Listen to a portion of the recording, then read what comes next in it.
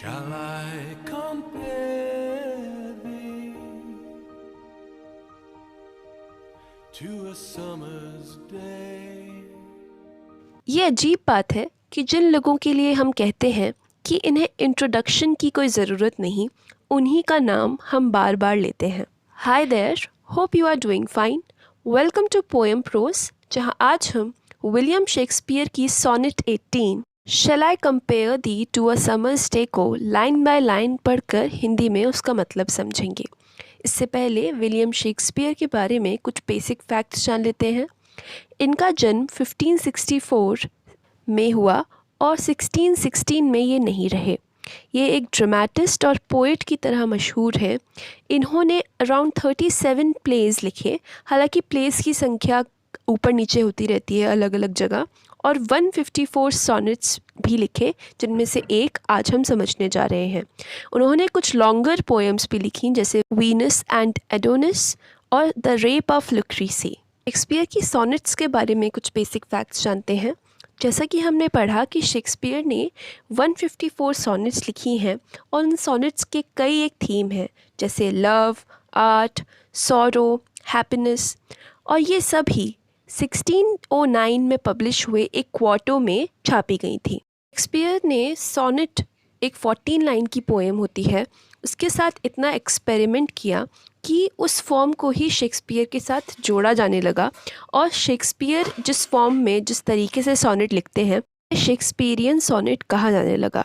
एक Shakespearean sonnet इन क्वार्ट्रेन्स यानी 4 line के स्टैंजाज में डिवाइडेड होती है, और अंत में एक फाइनल कपलेट होती है। तो 3 × 4 12 लाइन्स, और कपलेट मतलब 2 लाइन्स, तो 14 लाइन्स की ये पोएम होती है। इसकी राइम स्कीम A B पहले क्वार्ट्रेन की, फिर C D दूसरा क्वार्ट्रेन, E F तीसरा क्वार्ट्रेन, और G यानी फाइनल कपलेट करती है। और नॉर्मली शेक्सपियर अपनी सॉनेट्स में इयैम्बिक पेंटामीटर का यूज़ करते हैं। पहले की पोइट्री कई बार लोगों को डेडिकेट की जाती थी, क्योंकि अक्सर जो लोग होते थे वो पोइट्स को फाइनेंशियली यानी पैसे की हेल्प करते थे। तो ये सॉनेट्स भी ऐसे ही लोगों को डेडिकेटेड है। सोनेट 1 to 26 एक आदमी को, एक यंग मैन को डेडिकेटेड है, जो कि सोशली और जो सोशल क्लास का जो ऑर्डर होता है उसमें पोइट से ऊपर है। सोनेट्स 127 से 154 तक डार्क लेडी को डेडिकेटेड है। ये सोनेट 18 है, यानी ये यंग मैन को डेडिकेटेड सोनेट्स में से एक। Shall I compare thee to a summer's day का जो थीम है वो एक तरह की पैरोडी भी है उस टाइम के जो चलन हुआ करते थे पोएम्स को लिखने के, क्योंकि अक्सर जो कोर्ट्स में या फिर बड़े बड़े लोगों के लिए जो पोइट्री लिखी जाती थी, उसमें उनको कभी समर से, कभी जो नेचर की ब्यूटीफुल चीज़ें हैं उनसे कंपेयर किया जाता था। तो पोइट भी पूछते हैं कि shall I compare thee to a summer's day, कि जैसे और लोग करते हैं और पोइट्स करते हैं अपने बिलवड को कंपेयर, तो क्या मैं भी तुम्हें करूं? और उसके आगे वो क्या बोलते हैं ये हमें पोएम पढ़ने पर पता चलेगा। सबसे पहले शुरू की 4 लाइन्स यानी पहला क्वार्ट्रेन पढ़ते हैं। Shall I compare thee to a summer's day, thou art more lovely and more temperate. Rough winds do shake the darling buds of May, and summer's lease hath all too short a date. यहाँ पर पहली ही line एक question है, और poet कहते हैं कि shall I compare thee to a summer's day, क्या मैं तुमको, यानी पोइट के लवर को, जिसको भी ये पोएम डेडिकेटेड है, उसको पोइट पूछते हैं कि क्या मुझे तुम्हें एक गर्मी के दिन से कंपेयर करना चाहिए। यानी पोइट अब पहली ही लाइन में अपनी पोएम या सोनेट के सब्जेक्ट को लेकर, वो उसमें क्या लिखने वाले हैं इसको लेकर कन्फ्यूजन व्यक्त करते हैं। वो बोलते हैं, thou art more lovely and more temperate, तुम, दाउ मतलब तुम, ज़्यादा लवली हो, ज़्यादा प्यारे हो, और ज़्यादा टेम्परेट हो। टेम्परेट के कई मतलब होते हैं, एक इंसान जो कि पेशेंस रखता हो, संयम रखता हो, और एक बैलेंस के साथ चलता हो। तो पोइट कहते हैं कि तुम समर से ज़्यादा प्यारे हो और उससे ज़्यादा बैलेंस्ड हो, क्योंकि समर गर्मी होती है, उसमें कई एक्सट्रीम्स यानी बहुत ज़्यादा अमाउंट में चीज़ें होती हैं, जैसे बहुत ज़्यादा गर्मी, बहुत ज़्यादा धूप, बहुत ज़्यादा लू चलती है उस टाइम। लेकिन पोएट जिसको ये पोएम डेडिकेट कर रहे हैं वो बहुत बैलेंस्ड है और प्यारा है समर के कंपैरिजन में। तो पोएट अपना कन्फ्यूजन व्यक्त करते हैं कि तुम तो उससे ज़्यादा प्यारे हो, तुम तो उससे ज़्यादा बैलेंस्ड हो, तो मैं तुम्हें कंपेयर करूँ समर से। Rough winds to shake the darling births of May and summer's lease hath all too short a date. जो सेकेंड लाइन थी उसके अंत में आप देखिए कॉलन लगा हुआ है, 2 डॉट्स हैं वर्टिकली जो लगे हुए हैं टेम्परेट के बाद। जब हम ये डॉट्स लगाते हैं यानी हम आगे किसी चीज़ को डिस्क्राइब करने वाले होते हैं, तो वो ये बताने वाले हैं कि समर से ज़्यादा उनका बिलवेड टेम्परेट या बैलेंस्ड कैसे है। थर्ड लाइन में वो बोलते हैं रफ विंड्स यानी तेज़ तेज़ चलने वाली हवाएं जो कि बिल्कुल सॉफ्ट नहीं होता है, थपेड़े लगते हैं कभी कभार हवा की, जो लू टाइप चलती है समर में, वो क्या करती हैं, शेक कर देती हैं, हिला देती हैं। मई महीना गर्मी का महीना होता है, उसमें जो प्यारी प्यारी कलियाँ, डार्लिंग बर्ड्स मतलब सुंदर सुंदर प्यारी प्यारी जो कलियाँ आती हैं उनको वो रफ़ विंड हिला देती है। तो गर्मी में नए नए फूल खिल रहे होते हैं, प्यारी प्यारी कलियाँ आ रही होती हैं, लेकिन साथ में गर्मी इतना एक्सट्रीम्स का सीज़न है कि जो विंड है और जो इतनी बुरी तरह से चलकर इन बर्ड्स को, इन कलियों को हिला देती है। Summer's lease hath all too shorter date. और यहाँ पर पोएट फोर्थ लाइन में एक दूसरे तरह के एक्सट्रीम और इम्बैलेंस की बात कर रहे हैं। यहाँ पर वो ये कह रहे हैं कि समर में बाकी सब चीज़ें तो एक्सट्रीम होती हैं, रफ़ विंड्स चलती हैं, लेकिन उसकी जो लीज़ है यानी जो टाइम पीरियड है जिसमें समर को होना होता है, लीज़ एक लीगल टर्म होता है जो कि एक कॉन्ट्रैक्ट होता है जिसके अंदर एक पर्टिकुलर टाइम तक वो वैलिड होता है। तो लीज़ उसकी बड़ी शॉर्ट होती है समर की, उसका जो कॉन्ट्रैक्ट है होने का वो बड़ा शॉर्ट है। तो समर भले ही एक सुंदर मौसम है लेकिन वो बैलेंस्ड नहीं है, कहीं बहुत ज़्यादा मात्रा में उसमें रफ़ विंड्स और गर्मी है, वहीं उसकी जो टाइम पीरियड है वो बहुत शॉर्ट है। तो पोएट को लगता है कि उनका बिलवेड ज़्यादा टेम्परेट, ज़्यादा बैलेंस्ड है, और इसीलिए वो पूछते हैं shall I compare thee to a summer's day. Next 4 lines पढ़ते हैं और सेकेंड क्वाट्रेन पढ़ते हैं। Sometime too hot the eye of heaven shines and often is his gold complexion dimmed। तो यहाँ पर पोएट आगे समर को डिस्क्राइब करते हैं, वो कहते हैं कि कभी कभी तो जो आई ऑफ हेवन है, हेवन का मतलब यहाँ पर है स्काई से, आसमान से, उसकी आई क्या होगी, सन, और वो कभी कभी जो सन है वो बहुत गर्म होकर शाइन करता है, चमकता है, उसकी गर्मी बहुत ज़्यादा होती है। सेकेंड लाइन में पोएट बोलते हैं and often is his gold complexion deemed, यानी जब सन है जो वो इतनी ज़ोर से चमक रहा है तो उसका खुद का कॉम्प्लेक्शन जो गोल्ड का है वो डिम, वो धीमा पड़ जाता है, फीका और फेडेड हो जाता है। यहाँ पर बहुत सुंदर लाइन है क्योंकि सन खुद शाइन कर रहा है, उससे एक पॉइंट के बाद हमको दिक्कत होने लग जाती है अगर वो बहुत ज़्यादा शाइन करे। और वैसे जब उसका गोल्ड कम्प्लेक्शन देखो, जब वो थोड़ा थोड़ा शाइन कर रहा है, सुबह का सन या फिर जो नून से पहले का सन होता है, वो अच्छा लगता है। लेकिन जब सन इतनी ज़ोर से चमकता है तब उससे इरिटेशन होती है और उसका गोल्ड कॉम्प्लेक्शन भी देखने वालों की नज़र में डिम हो जाता है और असल में भी वो दिखता नहीं है कि वो कितना गोल्डन और सुंदर है। And every fair from fair sometime declines by chance or nature's changing course untrimmed। Poet यहाँ पर बोलते हैं कि समर में सुंदर से सुंदर चीज़ कभी ना कभी डिक्लाइन यानी कम हो जाना, फीका पड़ जाना, तो कभी ना कभी कम हो जाती है उसकी सुंदरता, वो फीकी पड़ जाती है। बाय चांस और nature's changing course untrimmed. By chance मतलब किस्मत से, बाय लक ऐसा हो जाता है, कुछ ना कुछ ऐसा हो जाता है कि वो फेड हो जाए, या फिर नेचर का, जो प्रकृति का चेंजिंग कोर्स है, इसको थोड़ा समझते हैं। चेंजिंग कोर्स, अच्छा आपका स्कूल का होता है ना, कोर्स है ये हमारा, इतना इतना हमको करना ही है, तो कोर्स मतलब एक वेल डिफाइंड पाथ होता है जिस पर कोई चलता है, एक उसकी जो रफ डेफिनेशन अगर हम देख लें। और चेंजिंग कोर्स, तो नेचर का एक ही रूल है कि जो कभी चेंज नहीं होता, वो क्या है कि नेचर हमेशा चेंज होती है। तो नेचर का कभी ना चेंज होने वाला कोर्स यही है कि वो चेंज हो जाती है। अनट्रिम्ड मतलब जो कभी बदले ना, घटे ना। तो नेचर का जो कोर्स है बंधा हुआ, की चीज़ों को वो एक पॉइंट के बाद डिक्लाइन कर ही देती है। उन सब चीज़ों से समर की भी सारी चीज़ें कम हो जाती हैं, सुंदर से सुंदर चीज़ एक दिन उतनी अच्छी नहीं रहती। यहाँ पर वर्ड्स का बहुत केयरफुल यूज़ है, इसको हम वीडियो के अंत में डिस्कस करेंगे। नेक्स्ट 4 लाइन्स पढ़ते हैं जो कि इस पोएम का तीसरा क्वाट्रेन है।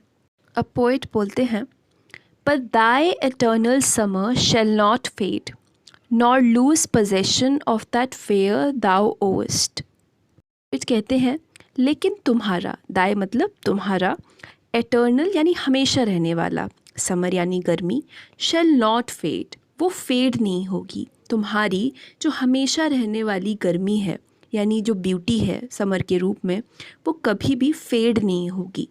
Nor lose possession of that fair thou owest, और ना ही कभी भी तुम जो सुंदरता तुम ओन करते हो, तुम्हारे पास है, उसका पोजेशन यानी उसे कभी खोगे नहीं। तुम्हारे पास जो है और जो सुंदरता है वो हमेशा तुम्हारे पास रहेगी।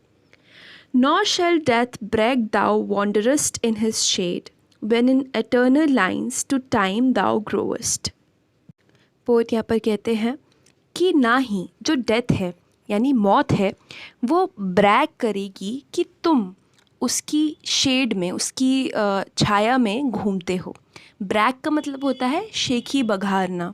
तो डेथ कभी भी इस चीज़ की कोई शेखी नहीं बघार पाएगी, कभी ये नहीं कह पाएगी अरे ये जो इंसान है यानी पोएट का जो बिलवड है वो भी मेरी शेड में है, क्योंकि हर चीज़ मेरी शेड में होती है, मेरी परछाई में अंत में आ ही जाती है। लेकिन डेथ ऐसी कोई अपनी शेखी नहीं बघार पाएगी। क्यों? When in eternal lines to time thou growest, और क्योंकि जब तुम इन एटर्नल लाइंस में यानी ये जो पोएम हम पढ़ रहे हैं आज भी, उनमें तुम ग्रो करोगे, हमेशा आगे बढ़ते रहोगे, हमेशा लोग तुम्हें पढ़ते रहेंगे, तुम्हें याद करते रहेंगे और तुम हमेशा बढ़ते रहोगे। तुम्हारे अंदर जितनी भी क्वालिटीज़ हैं वो हमेशा ग्रो करती रहेंगी। लास्ट कपलेट पढ़ते हैं इस पोएम का। So long as men can breathe or eyes can see, so long lives this and this gives life to thee. तो पोएट कहते हैं कि जब तक इंसान जो है वो जिएगा, जब तक वो इंसान जी सकता है, ह्यूमन रेस जो है वो सांस ले सकती है और उनकी जो आइज़ हैं, आँखें देख सकती हैं, यानी ये तो हम हमेशा करते हैं, सांस भी हमेशा लेते हैं, आँखों से देखते भी हैं, तब तक ये जो लाइंस हैं मैंने तुम्हारे लिए लिखी हैं, ये जो सोनेट है, ये पोएम जो है वो भी रहेगी और यही तुमको हमेशा जीवन देती रहेगी। तो पोएट काफ़ी श्योर थे अपनी कला के बारे में, जो उन्होंने कहा क्योंकि मैंने तुम्हारे बारे में ये पोएम लिखी है इसलिए ये हमेशा अमर रहेगी ये पोएम, और इस पोएम की वजह से मेरे बिलवड तुम भी हमेशा अमर रहोगे। पोएम के थीम्स के बारे में बात करते हैं। पहला थीम है इस पोएम का आर्ट यानी कला की इमॉर्टैलिटी। ये बात तो शायद डिस्कस करने के लिए भी नहीं है, क्योंकि हम आज ये पोएम पढ़ रहे हैं, इसका मतलब ही है कि ये पोएम हमेशा ज़िंदा रही और इसके थ्रू पोएट ने अपने बिलवड को भी हमेशा ज़िंदा रखा, जैसा कि उन्होंने इस पोएम में कहा है। महान आर्ट कितने ही समर्स और कितने ही लोगों से ज़्यादा जीती है। हमारी दुनिया की सुंदरता है वो कितनी लिमिटेड है, हम अपने भावों को हमेशा उससे कंपेयर कर कर व्यक्त नहीं कर पाते। तीसरा थीम है इस पोएम का लैंग्वेज या फिर जो मेटाफर्स होते हैं, जो तुलनाएं हम करते हैं, उनकी लिमिटेशन। हम अपनी बात समझाने के लिए कितनी ही बार चीज़ों से अपनी भावनाओं की तुलना करते हैं, लेकिन वो मेटाफर्स या हमारी भाषा हमारे खुद के ही ऑब्जर्वेशंस, हमारी खुद की ही भावनाओं के लिए काफ़ी नहीं होते। अगला थीम है लव का, क्योंकि पोएट या स्पीकर इस पोएम का किसी के से प्यार करता है और वो इमोशन अपने आप में इतना बड़ा है कि पोएट को समर और उसकी क्वालिटीज़ भी अपने बिलवड के आगे छोटी लगती हैं। ये पोएम देखने में बहुत आसान लगती है और इसको कंसीडर किया जाए कि इस पोएम या सोनेट के पोएट रचयिता विलियम शेक्सपियर हैं। हमें थोड़ा सोचना चाहिए, क्योंकि ये पोएम के जो वर्ड्स हैं, वर्डिंग्स हैं, वो आपस में बहुत अलग अलग लगकर भी बहुत कनेक्टेड और हार्मोनाइज्ड लगते हैं। जैसे शुरू में उन्होंने जब टेम्परेट वर्ड का यूज़ किया है, उसके कई बाद तक उन्होंने ऐसे जो क्वांटिटी दिखाने वाली चीज़ें हैं वैसे ही वर्ड्स का यूज़ किया है, जैसे कि अनट्रिम्ड, डिक्लाइन, फेड। तो पोइट का जो यूजेज है वर्ड्स का वो बहुत सोच समझकर होते हुए भी बड़ा नेचुरल लगता है। और एक और बात है इस पोएम की, अगर आप केवल एग्ज़ाम पॉइंट ऑफ व्यू से सुन रहे हैं तो ये वीडियो समझ लीजिए यहीं पर ख़त्म है, और इतना आपको एग्ज़ाम पॉइंट ऑफ व्यू से पूरी हेल्प करेगा। लेकिन मेरे खुद के कुछ क्वेश्चंस हैं इस सोनेट के बारे में जो मैं यहाँ पर शेयर करना चाहती हूँ। शेक्सपियर पहली लाइन में पूछते हैं कि क्या मैं तुमको समर से कंपेयर करूं, और अगर हमसे पूछा जाए तो बेसिक जो थीम है इस पोएम का कि वो ये है कि समर से भी ज़्यादा उनका बिलविड सुंदर है। लेकिन हम उनके बिलविड की, उन जिससे वो प्यार करते हैं, उसके सुपीरियॉरिटी, उसकी ब्यूटी की सुपीरियॉरिटी कैसे जानते हैं? वो केवल समर के कंपैरिजन में ही तो जानते हैं कि समर से कंपेयर कर करके ही पोइट बता पाते हैं कि उनका जो बिलविड है वो ज़्यादा अच्छा है। लेकिन बिलविड की अच्छाइयों के बारे में हम ऐसे ही तो जान पा रहे हैं कि वो समर से ज़्यादा अच्छा है, तो समर से तो एक तरीके का एक कंपैरिजन है इधर। तो क्या पोइट ने उसे कंपैरिजन किया उस समर का या फिर नहीं किया, ये क्वेश्चन है। दूसरा, शेक्सपियर एक बहुत बड़े आयरनिस्ट हैं और इसीलिए उनकी पोएम्स को, उनकी सोनेट्स को, प्लेस को नेवर एंडिंग कहा जाता है, क्योंकि जितनी बार आप पढ़ेंगे आपको इंसानी मन की गहराइयाँ, उसके कॉन्ट्रडिक्शंस के बारे में पता चलेगा। इस पोएम में कहा गया है कि समर उतनी अच्छी नहीं है, वो नेचर से ढल जाती है, लेकिन तुम नहीं ढलोगे मेरे बिलविड। लेकिन हम आज भी लगभग 300 साल बाद इस पोएम के लिखे जाने के बाद भी समर क्या होती है हम जानते हैं। तो अगर समर फेड होने वाली चीज़ है तो फिर वो फिर से आने वाली भी चीज़ है। तो क्या वो बिलविड से एक तरह से सुपीरियर है, क्योंकि बिलविड तो बहुत पहले मर चुका? या फिर शेक्सपियर एक आयरनी दिखाते हुए ये तो कहते हैं कि समर से भी सुपीरियर पोइट है उनका, बिलविड है उनका, लेकिन वो ये भी दिखाते हैं क्योंकि समर हमेशा आती रहेगी, नेचर का चेंजिंग कोर्स है, उन्होंने बोला वो चेंज होती रहती है। तो समर जा रही है तो वो आएगी भी, तो वो आती रहेगी और बार बार उनके बिलविड को उससे कंपेयर करा जाएगा और समर को हमेशा इन्फीरियर बताया जाएगा इस पोएम के अंदर। तो इस तरह पोइट समर को नीचा दिखाते हैं, लेकिन कहीं ना कहीं एक्नॉलेज ना करते हुए भी करते हैं कि समर भी एक परमानेंट चीज़ है। तो एक परमानेंट चीज़ से भी ऊंचा उनका बिलविड है इस पोएम के थ्रू। ये मेरे कुछ थॉट्स थे इस पोएम के बारे में, और अभी मुझे सारे थॉट्स रिकॉल नहीं हो रहे हैं, लेकिन अगर आपके भी कुछ थॉट्स हैं तो आप कमेंट्स में बता सकते हैं। साथ ही वीडियो को लाइक करें, शेयर करें और सब्सक्राइब करें।